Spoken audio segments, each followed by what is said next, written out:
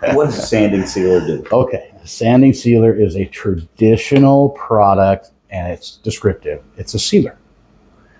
So when you have wood furniture and things of this nature that you want to seal and then finish, they will build you, and you always have had, a product that goes down first. Okay. That's your sealer, okay? The reason that they have that is because you can actually incorporate colors and stains in the sealer, set your aesthetics up in colors. It also does a very, very important job. It actually saturates all the wood grain, and you can use it as a building product, okay? So there's a lot of finishes out there that are what they call full grain fill, no grain effect, right? It's a finish that's heavy, and you see no grain effect. Most finishes that are designed out there are very, very low in solids content. Reasons they have low solid content is because they want all the solvents to gas out, so the actual finish lays down flat and looks like, you know, professional grade, perfectly smooth. Well, if you've got a heavy bodied coating, it doesn't like to lay down when it stretches and dries. It actually stays lumpy with some orange peel in it.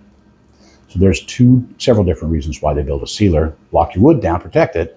And then what you can do is take your finishes, select the different finishes, and apply them as many different layers as you would like. So there's distinctively engineered mechanical reasons to have a sealer versus a finish. Now, a couple hundred years ago, people didn't have that going. They had waxes and they had shellacs made of bugs and alcohol. And so they took a protective agent, and that was a self-sealing self-finish all in one bucket, okay? But now we've moved into two-component sealers and top coats. Most of all automotive and industrial coatings today are, have you heard of base coat, clear coat? Yes. Okay, same premise. The base coat is a colored sealer called a primer, and then you have a top coat. So it's two different component systems that integrate together to create a completed protective coat. BluSky Armor was purpose-built for the aerospace interior cabin product lines to do that very job. I just discussed with you in the sanding room that we have a lot of movement, a lot of expansion and contraction, right? Yes. Okay, so you need a pretty tough sealer to create a holdout.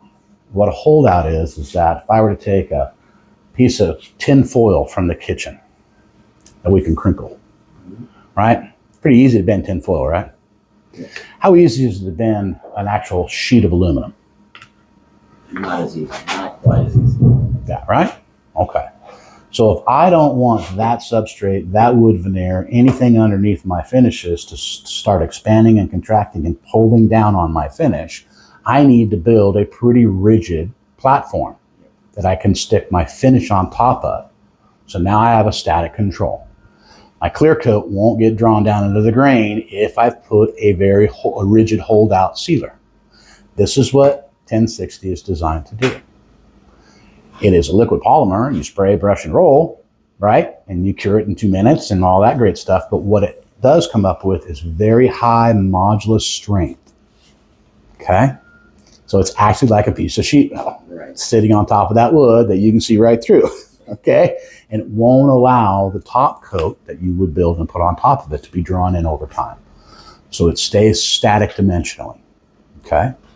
So that is the reason for one of many of a good sealing system for veneering for aerospace. The next thing that's critical about the BluSky Armor system is it's non-permeable. 100% solid, it can't breathe. Doesn't let water in, doesn't let air in. Now, the reason why we have failing systems in the aerospace industry, and it's an epidemic. It's just every different polyester, urethane, acrylics, all the different flavors of coatings out there are all permeable. So you can drive moisture with humidity changes with heat and cold in that aircraft cabinet in and out.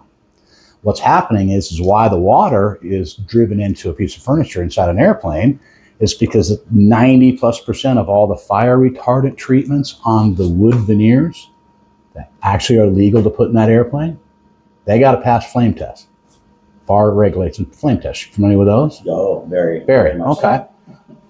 Well, the FR treatment commonly used is a salt base. So what happens on my front porch when I got ice? What do I cast out in front of me to melt the ice? Salt. You got a bunch of salt in these veneers, and water loves salt. It's like a magnet. So what you got is humidity swings with pressure. The water in the air is driving straight to the salt. Then when the humidity swings back, here comes the water away from the salt, and it's carrying all the trapped tail solids. So it will actually super age your finishes. It will debond the finishes. It will actually destroy the finish. It will accelerate the shelf life on it. So knowing that, when you want to build a static finish system for aircraft cabinetry, you want something that won't let water and air into the finish to get to the salt. So you build a non-permeable coating. And that non-permeable coating is going to have to stick. It's going to have to flex. It's going to have to do all the different parameters. It has to look clean. It has to easily polish and clean. It has to do all these other performance characteristics. But one of the main things is that once you stick it down on a piece of veneer that's full of salt, you can't have the introduction of water to that salt, or you will fail the finish over time. This is why this was purpose-built, because this is a non-permeable system. So the sealer does two things. Creates a good hold-out rigid coating to float your finish on, and it won't let moisture get to the back of those veneers.